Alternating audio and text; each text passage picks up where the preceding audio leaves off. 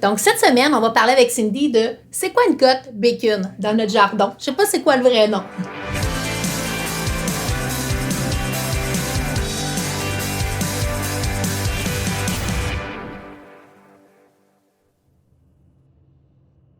Comment on fait pour lire une cote de crédit ou c'est quoi ça, une cote de crédit?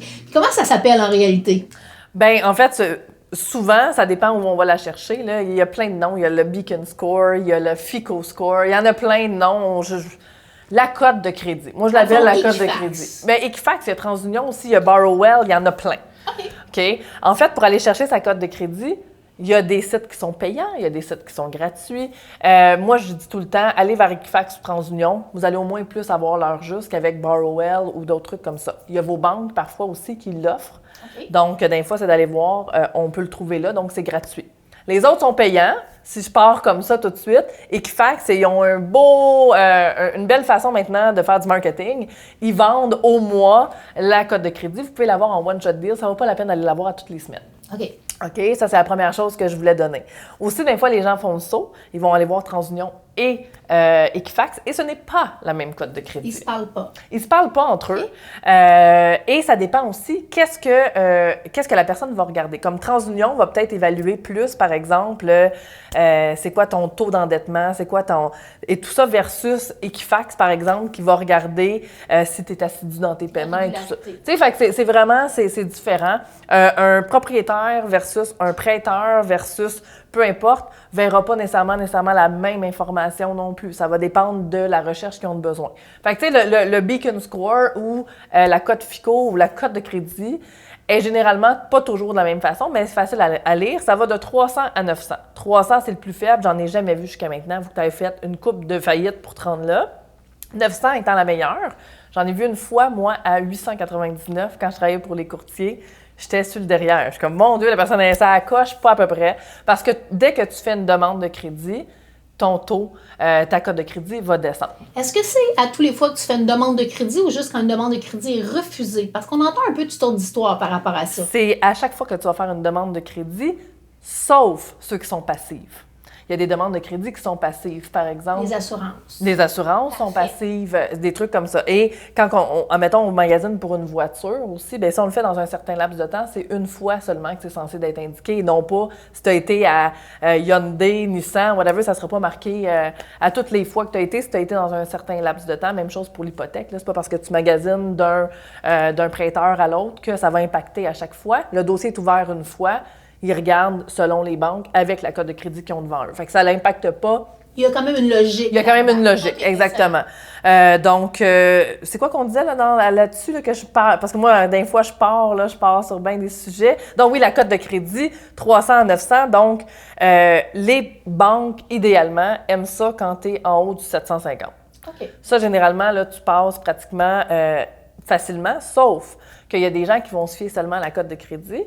Mais le prêteur hypothécaire, lui, il regarde si tu as un emploi, fait combien de temps que tu as ton emploi, c'est quoi ta rémunération, c'est quoi ton statut. Et il regarde aussi tes dettes. Hein? Si jamais ton taux d'endettement est trop élevé, même si tu as une super de belle cote de crédit, que tu es sans emploi actuellement, il y a des bonnes chances qu'ils ne te prêtent pas. Fait que, tu sais, c'est vraiment tout... Tu sais, on se fie sur un amalgame de choses. C'est un amalgame de choses. Et moi, ce que je dis souvent à mes étudiants aussi, c'est que la cote de crédit, c'est un chiffre. Fait qu'admettons là, que demain matin, on ouvre notre cote de crédit, on a le vouloir de s'acheter une maison, c'est notre objectif le plus grand, mais on ouvre ça puis on est à 550. Au lieu de se mettre en boule dans la salle de bain puis de pleurer, c'est de s'asseoir et de dire, bon, mais maintenant, je sais, ma cote de crédit, ce que c'est un chiffre. C'est ce que j'ai été pendant un certain nombre de temps. Maintenant, qui je veux devenir pour augmenter ma cote de crédit? Donc, qu'est-ce que je peux faire maintenant pour l'augmenter? Bien, c'est tous les trucs qu'on a donnés dans les capsules précédentes et qu'on va donner dans les subséquentes. C'est d'augmenter ta cote de crédit comment? En rebâtissant, en étant à moins de 50 %, tout ce qu'on a vu déjà. Et là, à ce moment-là, bien, c'est de se donner un timeline. Bon, ben moi, d'ici 2 ans, je veux que mon 550 soit rendu au moins à 700.